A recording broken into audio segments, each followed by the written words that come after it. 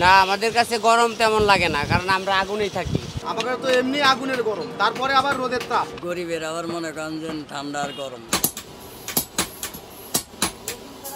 লোহা পেটানোর কর্কশ শব্দ, পোড়া গন্ধ, বিচ্ছুরিত আগুনের স্ফুলিঙ্গ। কয়লার আগুনে লোহা গরম করে তা পিটিয়ে তৈরি হচ্ছে গৃহস্থলীর নানা সরঞ্জাম। কারণ বাজারের কামারপাড়ার নিয়মিত দৃশ্য এটি। কামারশালায় প্রবেশ করতেই দেখা যায় বৈশাখের তাপদাহ আর উনুনের আগুনে নাজেহাল এই শিল্পের শ্রমিকেরা। তবে থেমে নেই কর্মযজ্ঞ। প্রচণ্ড গরমের মধ্যেই পেটের দায়ে কাজ করছেন কামারেরা। গরমে কাজ করতে গিয়ে অসুস্থও হয়ে পড়েছেন অনেকে। এবারে গরম তো আমাদের কাজে হচ্ছে আগুন গরমের কাজ, কিন্তু আমি নিজে লোকজন আসার থেকে 3 দিন, গত 4-5 দিন আগে কাজ করছিলাম। গরমে আমার মাথা পুরো ধরে দেয়, আমি বাসাতে 3 দিন বেরিয়ে পারিনি। আমাদের তো দৈনিক দিন মজুরি, আমাদের দৈনিক তারা কাজ করলে টাকা পাইবে, আর আমাকে দোকান ব্যবসা না করলে আমাদেরও চলবো না। আমাদের এমন অ্যাবিলিটি নাই যে আমরা বন্ধ রেখা ছুটি দিয়ে দিলাম বা কর্মচারী বেতন দিলাম, সেই অ্যাবিলিটি আমাদের নাই। গরমের মধ্যে কাজ করা কষ্ট, আমাদের আগুনের কাজ না। এমনি তো আমরা গরমের কাজ করি, আমাদের কাজ করতে হয় 10 ঘন্টা 11 ঘন্টা।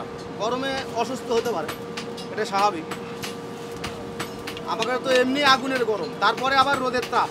গরমের মধ্যে তো অবশ্য কষ্ট আছে, কষ্ট তো হইবি। কাম হইতে হইলো কষ্টের কাম, কী করুম, করার কিছু নাই। এই মনে করেন এইটাই করিয়ে আইছি, আর অন্য কাজ জানি না, বিদায় এইটাই করতে হয় না তেরম। মানে 2-1 জন একটু অসুস্থ হইলে দেখা যায় একদিন কাম করে না, জিরায় খোঁজ দেয়। সপ্তাহে 7 দিন যে পারে করে, আর যে না পারে আবার খোঁজ দেয়। এর মধ্যে কাম 2-1টা দিন তো খোঁজ যাই অবশ্য না। এই কাজই করতে হয়, এটার পাশাপাশি অন্য কাজ আর আমাদের নাই। আছে অনেকের, দেখা যায় আবার দেশ বাড়িতে গৃহস্থিও আছে। তবে দীর্ঘদিন যাবৎ এই পেশায় নিয়োজিত শ্রমিকেরা অনেকেই আবার অভ্যস্ত হয়ে গেছেন গরমের সাথে। বাইরের প্রখর রোদ তাদের রোজকার কাজে কোনো প্রভাব ফেলছে না বলে জানান তারা। আমার ভাই কাম করার তো কোনো সমস্যা নেই। না, আমি ছোটোর তো এই কাজ করি, আমার কোনো সমস্যা নেই। বয়ে থাকলে আরও সমস্যা বেশি দেয়, হাত পা ব্যথা করে। আর কাজে কামে হাত তো ফিরি ভালো লাগে। হয় আগুন হাত পা পরে, এই যে পোকা মোজা পরে রয়েছে, হয় বিরক্ত হয়, এটা আমি শুয়ে গেছে। আমাদের কাছে গরম তেমন লাগে না, কারণ আমরা আগুনেই থাকি। আমাদের কাছে গরম লাগে না। সাধারণ মানুষ যারা আছে তাদের কাছে গরম লাগে, কারণ আমাকে সবসময় গরমের কাজ। আমাকে শীতকালও যেরকম, গরমকালও এরকমই। এবার একটু গরমটা বেশি আর কি। গরমের কাজ করতে করতে অভ্যাস হয়ে গেছে, আর এরকম প্রচণ্ড গরম পড়ছে, তাতে একটু সমস্যা হয়, গরমটা বেশি লাগে। এই তো দিন দিন কমে আসছে এই শিল্পে কর্মরত শ্রমিকের সংখ্যা। অসহনীয় গরম, অতিরিক্ত কাজের চাপ ও মজুরি কম থাকায় অনেকেই পেশা বদল করছেন বলে জানান মালিকপক্ষ।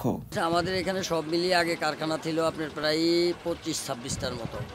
এখন তো আগের মতো এই কাজে কেউই সংযুক্ত হইতে চায় না, পিঠাপিঠি কষ্টের কাজ কেউই করতে চায় না। তো সেই ক্ষেত্রে আস্তে কমতে এখন মাত্র হাইস্ট গেলে আপনি মনে এখানে 5-7টা কারখানা পাইতে পারেন। তাও 5-7টার মধ্যে বছরের মধ্যে মনে করেন যে এই 6 মাসই বন্ধ থাকে। মাল ঠিকই আছে বুঝছেন, কিন্তু লোকের একটু অভাব আছে। আগে যেমন মানে কাজ করতো মানুষে, শিখতো এই কাজটা, এখন কেউ শিখতেছে না।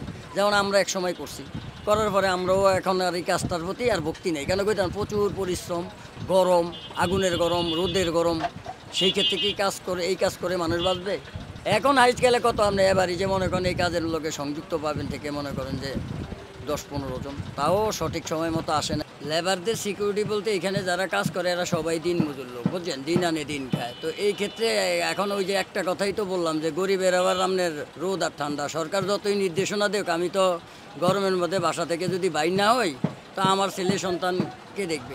কালের আবর্তনে হারিয়ে যাচ্ছে কামার শিল্প।